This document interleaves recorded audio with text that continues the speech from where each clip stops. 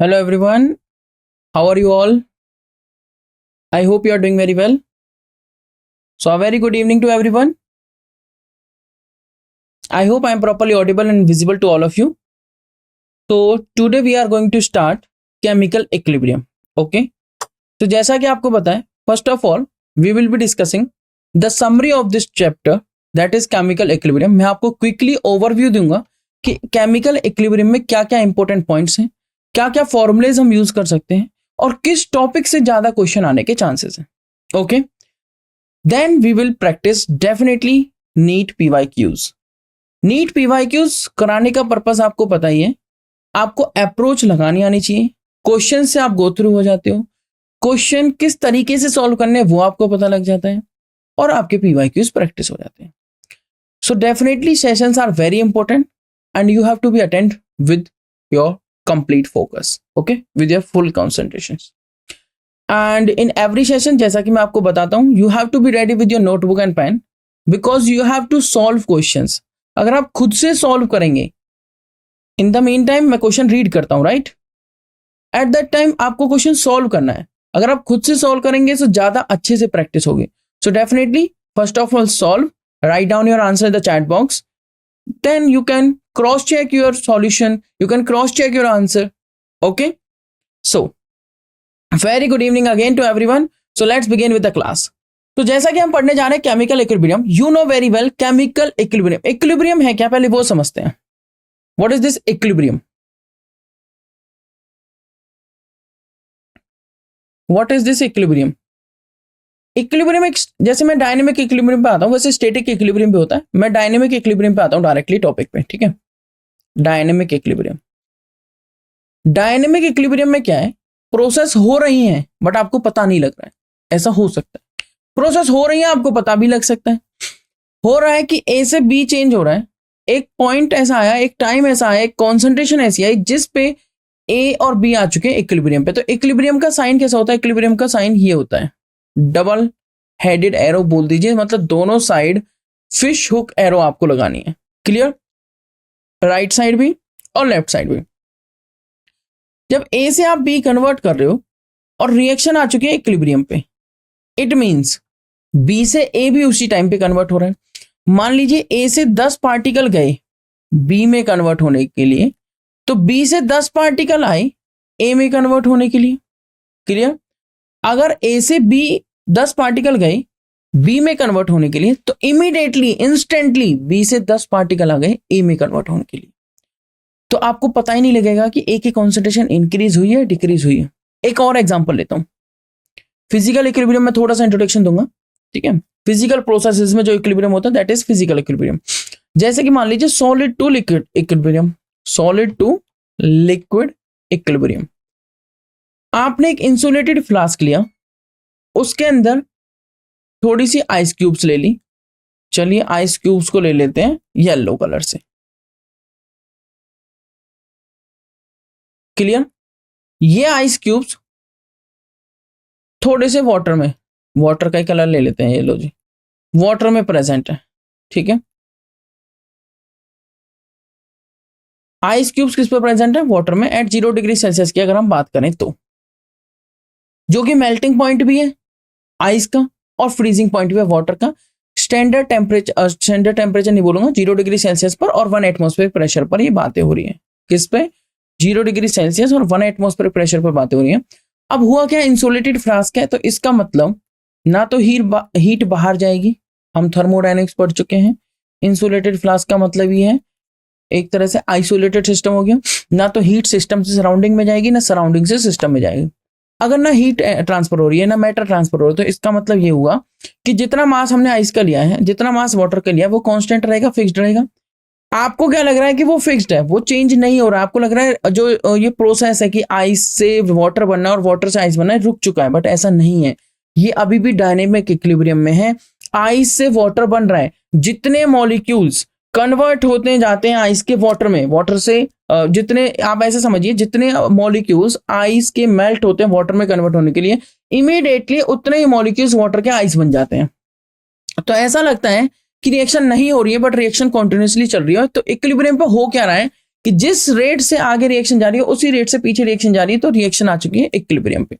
मतलब rate of forward reaction becomes equal to rate of backward reaction in case of equilibrium. यही है आपका equilibrium, rate of forward reaction. Real life में हमारे बहुत सारे एग्जांपल्स हैं जिनको हम देख सकते हैं इक्विलिब्रियम के तौर पर, ठीक है। तो rate of forward reaction becomes equal to rate of backward reaction, backward reaction. I hope this point is clear to all of you. So the number of molecules leaving the liquid to vapor equals the number of molecules returning to the liquid from vapor. Equilibrium is said to be attained, or equilibrium is definitely dynamic in nature, right? Equilibrium can be established for both physical and chemical processes. Physical के लिए आप देख सकते हैं, for example, for physical equilibrium, you can take like solid to liquid equilibrium. You can take liquid to gas equilibrium, normal phase transformation जो processes होती हैं. You can take gas to liquid equilibrium, right? वो तो एक ही बात हो गई, equilibrium का साइन बनाते हुए चलेंगे, not only single headed arrow. We can make this fish hook arrow, right? Solid to liquid, liquid to gas, solid to directly gas equilibrium. Even sugar to sugar solution, dissolution process में भी क्या होता है? Equilibrium. Sugar to sugar solution, dissolution process में भी क्या होता है? इक्विलिब्रियम। हमें लग रहा है कि शुगर डिसॉल्व होना बंद हो गई, जो सैचुरेशन पॉइंट हम बोलते हैं, बट ऐसा नहीं है। आप उसमें शुगर ऐड करिए, होता क्या है? इमीडिएटली उतने ही पार्टिकल क्रिस्टलाइज हो जाते हैं। क्या हो जाते हैं? क्रिस्टलाइज। तो rate of dissolution is equal to rate of crystallization, उसे हम क्या कह देते हैं? इक्विलिब्रियम। तो ऐसा कुछ हो रहा है हमारी डेली लाइफ में जो हमें दिखता नहीं है, बट वो फिर भी रिएक्शंस प्रोसेसेस चल रही हैं, कॉन्टिन्यूसली वर्किंग है, और जिस तरीके से वो चल रही थी वो उसी तरीके से चल रही हैं। बस जिस तरीके से वो अब चल रही हैं उसी तरीके से बैकवर्ड भी चीजें होने लगी हैं। तो वो ऐसा लग रहा है कि जितना मास उसका है उतना ही मास उसका है, तो एक कांस्टेंट हो चुकी है बातें। क्या हो चुकी है? कांस्टेंट। आई होप इक्विलिब्रियम आपको एक पॉइंट से क्लियर हो गया होगा। At equilibrium rate of forward and reverse reactions are equal, जैसा कि मैं आपको बता चुका हूं। Let's move to the next point, equilibrium constant. Equilibrium constant को हम बोलते हैं के। इन टर्म्स ऑफ कॉन्सेंट्रेशन बोल देते हैं केसी, इन टर्म्स ऑफ प्रेशर बोल देते हैं केपी। अगर नॉर्मल बात करूं तो सिर्फ आप के बोल सकते हैं। क्या बोल सकते हैं? के। तो equilibrium constant Kc is expressed as the concentration of products divided by the reactants. यहां पे आता है लॉ ऑफ मास एक्शन, ठीक है।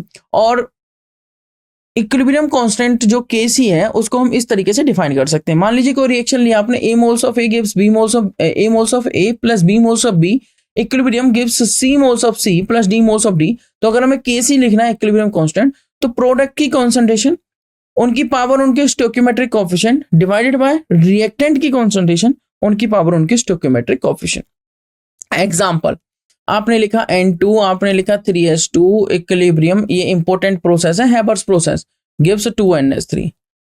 आप कह रहे हो कि कॉन्सेंट्रेशन की टर्म में केसी लिख दीजिए। बहुत ईजी सा, एक्टिविटी कोएफिशिएंट्स की टर्म में भी लिख सकते हो, आप एक्टिविटीज की टर्म्स में लिख सकते हो। मैं लिख कर दिखाता हूं आपको, कितनी इजी सी बात है। अगर आपको केसी लिखना है तो आपने कहा it is defined as the concentration of products each raised to the power equal to the stoichiometric coefficient divided by concentration of reactants each raised to the power equal to the stoichiometric coefficient। तो केसी हमने लिख दिया concentration. तो अब मैं concentration word बार बार बोल रहा हूं, तो कॉन्सेंट्रेशन वर्ड आ कहां से रहा है? इस ब्रैकेट का मतलब ही होता है कॉन्सेंट्रेशन। तो जब भी आपको केमिस्ट्री में कॉन्सेंट्रेशन लिखनी है तो आप स्क्वायर ब्रैकेट के अंदर उस चीज को लिखेंगे, और उसका मतलब उसकी कॉन्सेंट्रेशन क्या है, उसका मतलब उसकी concentration. So this is Kc, मतलब equilibrium constant at given equilibrium constant in terms of concentration। अगर आपको Kp लिखना है equilibrium constant in terms of pressure, तो उसको भी लिख सकते हैं। कैसे लिखेंगे? प्रेशर NH3 की पावर 2 जो उसका स्टोइकियोमेट्रिक कोएफिशिएंट है, प्रेशर H2 की पावर 3, प्रेशर N2 की पावर 1, Kp। आप Kc को भी इस तरीके से लिख सकते हैं। आप लिख सकते हैं C, किसका C? NH3 का C की पावर 2 डिवाइडेड बाय H2, किसका H2? C, CH2 की पावर कितना? 3, और C डॉट C N2 की पावर कितनी? 1। आप ऐसे लिख सकते हैं। क्लियर? तो केपी और केसी, आपको पता है केपी और केसी के बीच में एक रिलेशनशिप भी है। अगर हम पीवी इजकल टू एनआरटी बोल सकते हैं, अगर हम P is equal to n by V R T बोल सकते हैं, अगर हम P is equal to C R T बोल सकते हैं, तो डेफिनेटली केपी और केसी के बीच में भी हम रिलेशनशिप कर सकते हैं। यहीं से रिलेशनशिप कर लेते हैं। जब हम P is equal to C R T बोलते हैं तो P1 P2 P3 P4 सारी वैल्यूज को रखते हैं और उसके अकॉर्डिंग हमारे बीच में एक रिलेशनशिप आ जाती है केपी और केसी के बीच में, वो भी मैं आपको बताऊंगा। तो कह रहा है कि equilibrium constant has constant value at a fixed temperature. Equilibrium constant जो कांस्टेंट है उसकी एक पर्टिकुलर वैल्यू रहेगी, एक फिक्स्ड वैल्यू रहेगी एक पर्टिकुलर टेम्परेचर पे। At this stage all the macroscopic properties, जो भी मैक्रोस्कोपिक प्रॉपर्टीज होगी जैसे कॉन्सेंट्रेशन, प्रेशर, ये सारी प्रॉपर्टीज क्या हो जाएंगी, कांस्टेंट हो जाएंगी। क्या हो जाएंगी, कांस्टेंट। ये चीज का हमें थोड़ा सा क्या रखना है, ध्यान रखना है। आई होप यहां तक आपको क्लियर होगा। Very good. ब्रैकेट का मतलब concentration. Good job. Let's move to the next point. For a gaseous reaction equilibrium constant is expressed as Kp. भाई गैसेस का तो क्या होता है, प्रेशर होता है। तो इक्विलिब्रियम कांस्टेंट को गैसेस के केस में कैसे दिखाया जाता है, उसको एक्सप्रेस किया जाता है केपी के टर्म्स में। किस टर्म में, केपी के टर्म्स में। आई होप यहां तक क्लियर होगा। And it is written by replacing concentration terms by what, by partial pressure in Kc expression, by partial pressure in Kc expression. अब जो बात आती है वो आती है डायरेक्शन की। Direction of reaction can be predicted by reaction quotient. Reaction quotient क्या है, QC. QC is the nothing, that is the reaction quotient in terms of concentration. मान लीजिए आपने कोई रिएक्शन लिखी, A moles of A gives B moles of B, equilibrium giving X moles of X plus Y moles of Y. Then how can we write reaction quotient in terms of concentration? It is very simple. Write down the concentration of products. Write down the concentration of products. So reaction quotient means the reaction is not at equilibrium right now. The reaction is just happening, right? Reaction is just occurring. So you can write the reaction quotient x to the power x, y to the power y divided by a to the power a and b to the power b. अगर ये concentrations आपकी equilibrium की concentration बन जाती हैं, then you can say QC becomes KC. QC becomes KC. So direction of reaction can be predicted by the reaction quotient which is equal to KC at equilibrium. ठीक है। अगर ये जो कॉन्सेंट्रेशन है, मान लीजिए मैं कहने लगा कि कॉन्सेंट्रेशन एक्स बन चुकी है और कॉन्सेंट्रेशन एट इक्विलिब्रियम, ठीक है, तो ये इसको हम लिख देंगे क्यूसी को, क्या, क्यूसी को हम लिख देंगे केसी। क्या लिख देंगे, केसी। ठीक है। अब एक आता है ली चैटलियर प्रिंसिपल। ली चैटलियर प्रिंसिपल क्या कहता है, ली Chatelier principal states that the change in any factor. Lee Chatelier principle actually में हमें ये बताता है कि इक्विलिब्रियम की डायरेक्शन किस तरफ शिफ्ट होगी आपके चेंजेस करने से। मतलब आप किसी भी फैक्टर में चेंज करिए, जैसे temperature, pressure, concentration etcetera, will cause the equilibrium to shift in such a direction so as to reduce और counteract the effect of the change. मतलब undo the effect of the change. क्या करना है उसे, जो भी चेंज आपने किया उसको अंडू करना है। क्या करना है, जो भी चेंज आपने किया उसको क्या करना है, अंडू करना है। आई होप यहां तक आपको बातें क्लियर होंगी। इस बात को थोड़ा समझते हैं ध्यान से।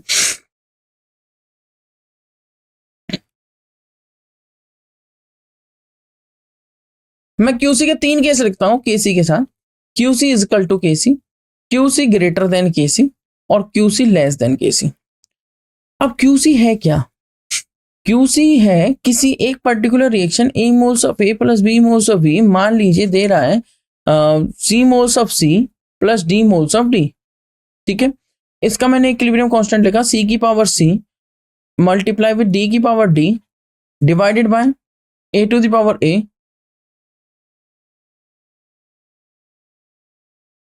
और B to the power B. अब क्यूसी आप देख सकते हो, अगर मैं इसको इस तरीके से लिखूं, concentration of products divided bye concentration of reactants.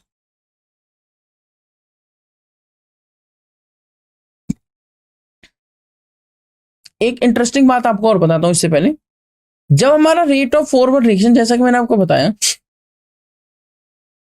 Equal हो जाता है रेट ऑफ बैकवर्ड रिएक्शन के,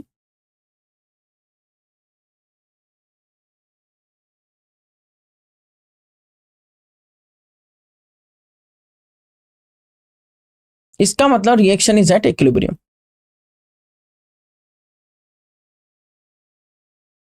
और यहीं से वो के एफ बाई के बी करके रेट ऑफ फॉरवर्ड रिएक्शन के लिए जो फॉरवर्ड का कांस्टेंट होगा वो के एफ होगा, बैकवर्ड का जो होगा वो के बी होगा, के एफ बाई के बी करके ही के सी निकाला जाता है, के पी निकाला जाता है। क्लियर? चलिए वापस आते हैं अपनी बात पर। जो बात क्या थी, एक इंपॉर्टेंट बात, अगर क्यूसी केसी के इक्वल है, मतलब क्यूसी की कॉन्सेंट्रेशन डिपेंड कर रही है प्रोडक्ट पे।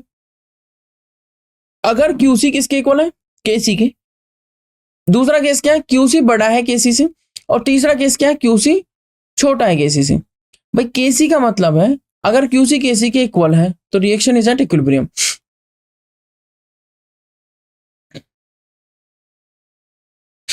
अगर क्यूसी बड़ा है केसी से मतलब प्रोडक्ट ज्यादा बन रखे हैं, प्रोडक्ट ज्यादा बन रखे हैं और क्यूसी को करना है केसी के इक्वल, तो कैसे करेंगे? प्रोडक्ट ज्यादा बन रखे हैं तो प्रोडक्ट कम होनी चाहिए। प्रोडक्ट कम कम होंगे जब प्रोडक्ट से रिएक्टेंट की तरफ जाएंगे, मतलब रिएक्शन बैकवर्ड शिफ्ट होगी, मतलब रिएक्शन विल शिफ्ट बैकवर्ड। अगर क्यूसी को केसी के इक्वल करना है तो रिएक्शन कहां शिफ्ट हो जाएगी, बैकवर्ड। ठीक है, उस केस में क्या हो जाएगा, क्यूसी केसी के इक्वल हो जाएगा। ठीक है, रिएक्शन विल शिफ्ट बैकवर्ड। ध्यान से समझिएगा, अगर आपका केसी बड़ा है क्यूसी छोटा है, क्यूसी छोटा मतलब प्रोडक्ट की कॉन्सेंट्रेशन कम, प्रोडक्ट की कॉन्सेंट्रेशन कम तो मतलब प्रोडक्ट ज्यादा से ज्यादा बनाने। प्रोडक्ट ज्यादा से ज्यादा बनाने के लिए क्या होना पड़ेगा, क्यूसी इंक्रीज होगा। कैसे? प्रोडक्ट की कॉन्सेंट्रेशन इंक्रीज करके, मतलब इक्विलिब्रियम शिफ्ट हो जाएगा राइट में। कहां शिफ्ट होगा, राइट में। किस लिए, क्यूसी के इक्वल होने के लिए।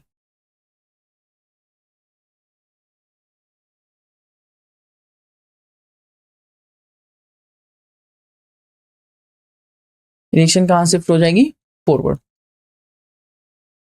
और एक इंपॉर्टेंट बात बताता हूं, आप एक स्केल ले सकते हैं,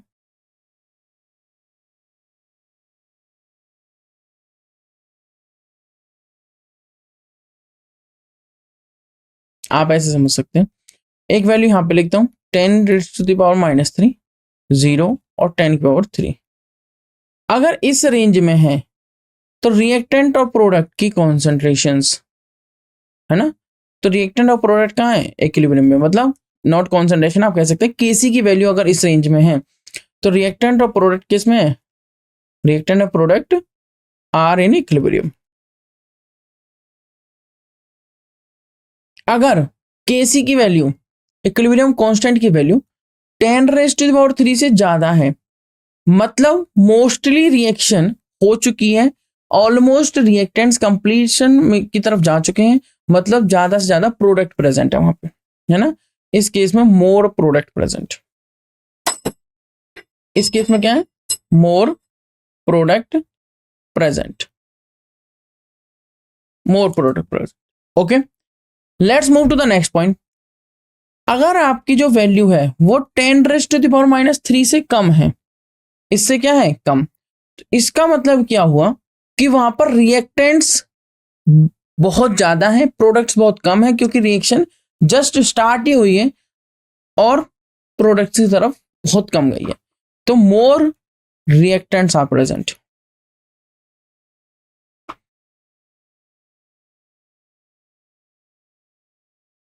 मोर रिएक्टेंट्स प्रेजेंट। क्लियर? अगर वो इस रेंज में 10⁻³ to 10⁻³, it means you can say the reactants and products are in equilibrium. Reactants and products are in equilibrium. I hope this point is clear to you. Okay, this point is clear to you. Yes? Okay. I will tell you the Le-Chatelier principle as well. So Le-Chatelier principle can be used to study the effect of various factors such as temperature, concentration, pressure, catalyst and inert gas. तो 5 factors हम cover करेंगे on the direction of equilibrium and to control the yield of products. We can control the yield of product by controlling these factors. The first factor, first of all सबसे simple factor को समझ लेते हैं, catalyst. Catalyst क्या करता है, catalyst किसी भी रिएक्शन में पार्टिसिपेट नहीं करता, सिर्फ मतलब अपनी कॉम्पोजिशन को कम या ज्यादा नहीं करता, सिर्फ क्या करता है, वो सिर्फ रिएक्शन के पाथ को ऑल्टर करता है, राइट, मतलब रिएक्शन की स्पीड को इंक्रीज या डिक्रीज करता है, वो डिपेंड करता है पॉजिटिव कैटलिस्ट है या नेगेटिव कैटलिस्ट है। कैटलिस्ट क्या करता है, catalyst does not affect the equilibrium composition of A reaction mixture मतलब ना तो वो इनकी कॉन्सेंट्रेशन को इंक्रीज करेगा ना डिक्रीज करेगा, but increases the rate of chemical reaction by making available a new lower energy pathway for conversion of reactants to products and also vice versa। ये सिर्फ क्या करेगा, मान लीजिए कोई रिएक्टेंट्स इस एनर्जी बैरियर को लेके प्रोडक्ट्स में कन्वर्ट हो रहे हैं, तो ये क्या करेगा, इस एनर्जी बैरियर को डिक्रीज करके रिएक्शन को यहां से करा देगा। तो रिएक्टेंट्स और प्रोडक्ट्स तो वहीं पर आए हैं अभी भी, बट ये एनर्जी बैरियर कम हो गया, मतलब रिएक्शन थोड़ी स्पीड से हो गई है। तो कैटलिस्ट का सिर्फ इतना काम है। तो कैटलिस्ट इक्विलिब्रियम कॉम्पोजिशन को अफेक्ट नहीं करेगा। भाई इक्विलिब्रियम जो कांस्टेंट है वो या तो प्रोडक्ट की कॉन्सेंट्रेशन से अफेक्ट हो रहा है, ठीक है, या फिर वो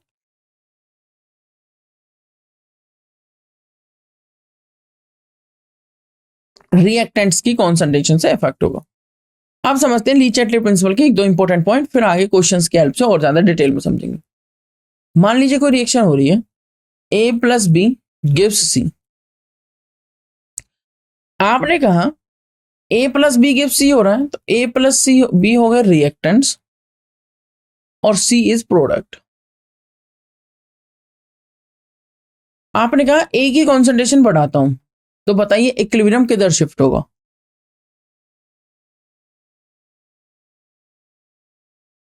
शिफ्टिंग ऑफ इक्विलिब्रियम।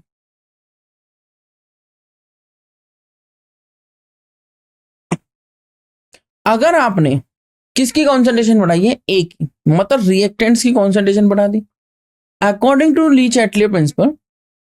अब ये क्या करेगा, इक्विलिब्रियम क्या चाहता है कि ये चेंज अंडो हो। अंडू कैसे होगा, जब आप रिएक्टेंट्स की कॉन्सेंट्रेशन को डिक्रीज करोगे।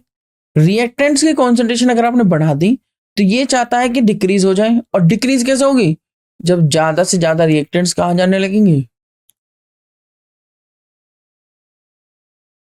मतलब reaction will shift forward.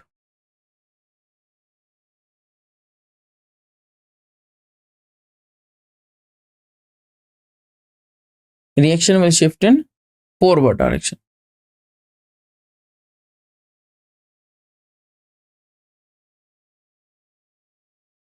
Clear?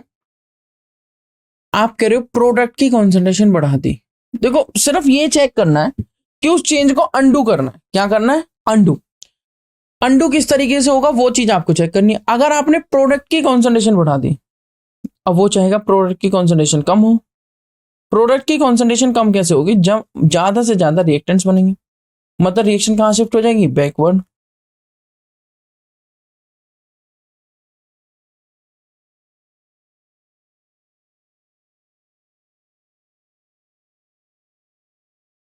Reaction will shift in backward direction. और एक एग्जांपल ले लेता हूं, उसके बाद मूव करेंगे इन फॉर्मूलेज पे। मान लीजिए कोई रिएक्शन है, A plus B gives C at equilibrium. आप कह रहे हो इसका डेल्टा एच नेगेटिव है, मतलब आपने कहा कि रिएक्शन एक्सोथर्मिक है।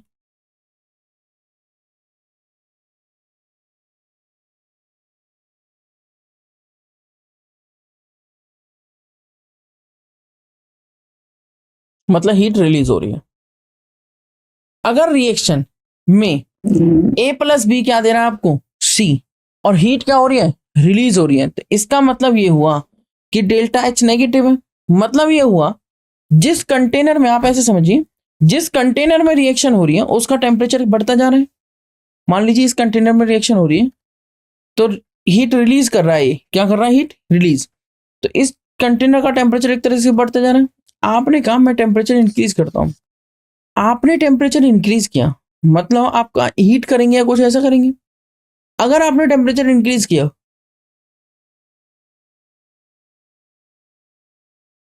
तो ये क्या जाएगा, चेंज अंडू हो जाए, मतलब टेम्परेचर को डिक्रीज करना। अब टेम्परेचर डिक्रीज कैसे हो, अगर रिएक्शन रिएक्टेंट से प्रोडक्ट जाने में हीट रिलीज कर रही है, तो इसका मतलब प्रोडक्ट से रिएक्टेंट आने में हीट एब्जॉर्ब होगी।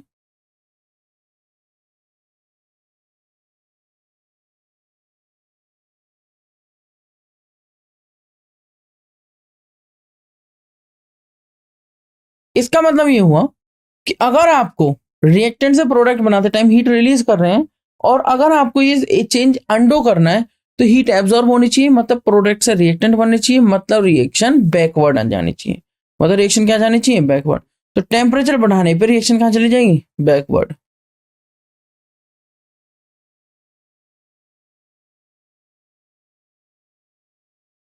टेम्परेचर इंक्रीज करने पर कहां पे जाएगी, बैकवर्ड। मूव करेंगे नेक्स्ट बात पर। इस तरीके से आप ली चाइल्ड प्रिंसिपल को समझ सकते हैं। नेक्स्ट बात कह रही है के में मैंने आपको बताया था rate constant of forward reaction के एफ और rate constant of backward reaction के बी। जब आप के एफ लिखेंगे तो वो आता, बताइए क्या आता, मैं लिख के दिखाता हूं।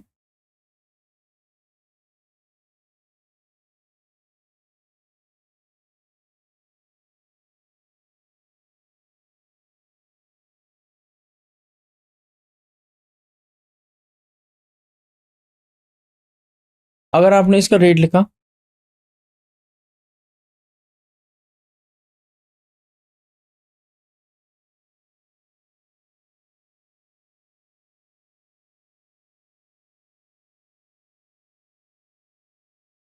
के बी क्या हो जाएगा, कॉन्सेंट्रेशन। अगर आपने फॉरवर्ड रेट लिखा तो उसमें प्रोडक्ट की कॉन्सेंट्रेशन नहीं आएगी, रिएक्टेंट्स की आएगी।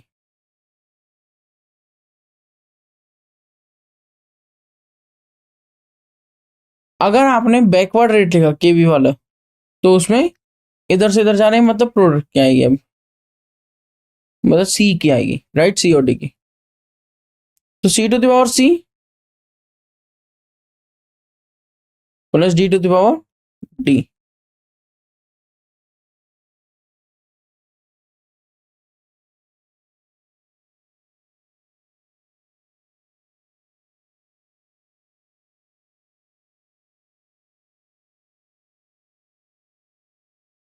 B to the power B. अब रेट आप कह रही हो कि रेट फॉरवर्ड का और बैकवर्ड का हो गया इक्वल। अगर के एफ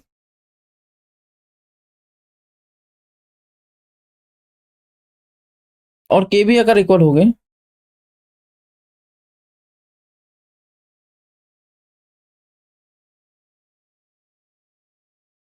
तो क्या होगा, concentration A to the power A, ये तो रेट फॉरवर्ड है और ये रेट क्या है, बैकवर्ड। तो ये फॉरवर्ड का रेट कांस्टेंट, ये बैकवर्ड का रेट कांस्टेंट, ये concentration A to the power A B to the power E और यहाँ concentration C to the power C और D to the power D.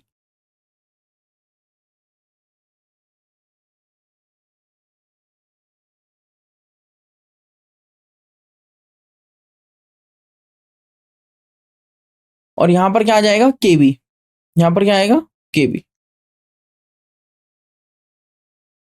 मैं फिर से रिपीट करता हूं, जब rate of forward reaction rate of backward reaction के इक्वल हो गई है तो फॉरवर्ड रिएक्शन का रेट कैसे लिखते हैं। मान लीजिए किसी भी रिएक्शन का आपने केमिकल काइनेटिक्स में रेट लिखना है, मान लीजिए आपने लिखना है N2 plus 3H2 gives 2NH3। अगर इसका रेट लिखना है आपको तो आप लिखते हैं रेट इज इक्वल टू के H2 की पावर 3 और N2 की पावर 1। ठीक है, क्या लिखते हैं आप, H2 पावर 3 और N2 पावर 1, मतलब उसके रिएक्टेंट्स की कॉन्सेंट्रेशन और उनका क्या पावर, ऐसे तो लिखते हैं रेट। उसी तरीके से मैंने यहाँ पे लिखा है, ठीक है, उसी तरीके से मैंने क्या लिखा है, यहाँ पर लिखा है। तो रेट ऑफ फॉरवर्ड रिएक्शन क्या हो जाएगा, K F A to the power A B to the power B. Rate of backward reaction क्या हो जाएगा, K B A C to the power C और D to the power D. जब आपने क्या किया, के एफ को के बी से डिवाइड किया तो ये टर्म चली जाएगी इधर,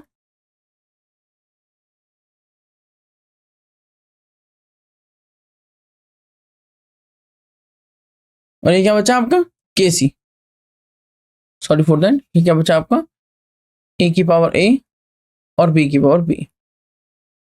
के एफ बाई के बी क्या हो जाएगा आपका, K C is equal to concentration C to the power C D to the power D A to the power A और B to the power B. इस तरीके से आप केसी निकाल सकते हैं। इसी को आप केपी के टर्म में लिख सकते हैं। कैसे लिखा केपी वो आप खुद से करके देखेंगे, मैं सिर्फ आपको एक हिंट प्रोवाइड कर रहा हूं। आप कहेंगे सी इज इक्वल टू क्या होता है, N by V R T. ठीक है, और अगर पूरा बात करूं तो P is C is equal to not N by B R T, C is equal to N by B. और अगर खाली P लिखूं हो जाएगा C R T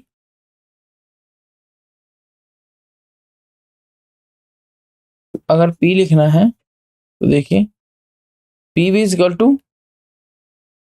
N R T, P is equal to C R T. P is equal to क्या आ गया आपका C R T, where P is the pressure, R is the gas constant, C is the concentration and T is the temperature. अब ध्यान से समझिएगा एक important बात, बहुत इंपॉर्टेंट है। अगर मैं कहूं कि P1 is equal to C1 R T, P2 is equal to C2 R T, P3 is equal to C3 R T, P4 is equal to C4 R T. What is this P1 P2 P3 P4? मान लीजिए ये A B C D की concentration है, this is for A B और उनके pressure है सी और T. ठीक है, हमें पता है के पी को हम कैसे लिख सकते हैं, पी हम के पी को कैसे लिख सकते हैं, अगर हमें लिखना है तो हमें वो उस रिएक्शन की इक्वेशन याद होनी चाहिए। तो उसकी भी नहीं तो किसी की भी ले लो, मान लीजिए A moles of A plus B moles of B, equilibrium.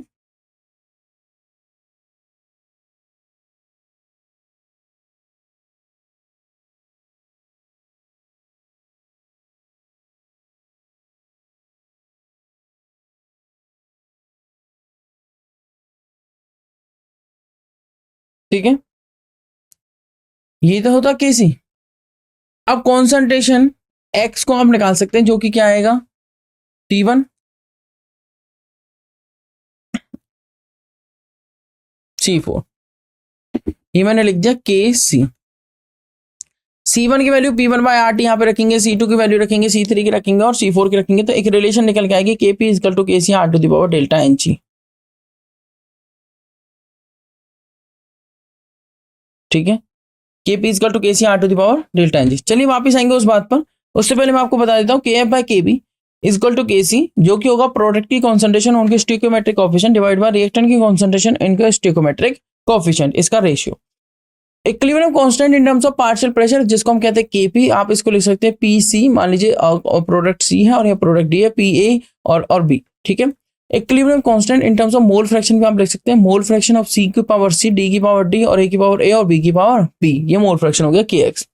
Relationship between Kp and Kc आ जाता है, Kp is equal to Kc R to the power delta ng. Delta ng is nothing change in number of moles of gases products.